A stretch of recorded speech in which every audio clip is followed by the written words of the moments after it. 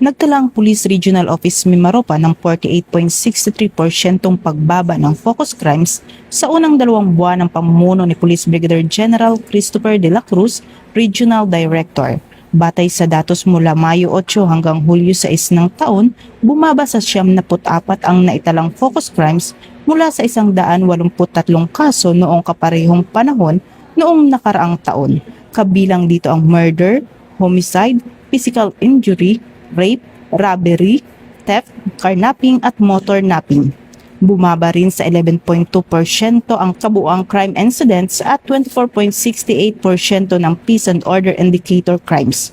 Ayon kay Police Brigadier General de la Cruz, resulta ito ng mas pinaigting na pagpapatupad ng Fight Crimes Framework at DLX Strategy na naglalayong mapalakas ang police deployment, crime prevention at pakikipagtulungan sa mga lokal na pamahalaan at komunidad.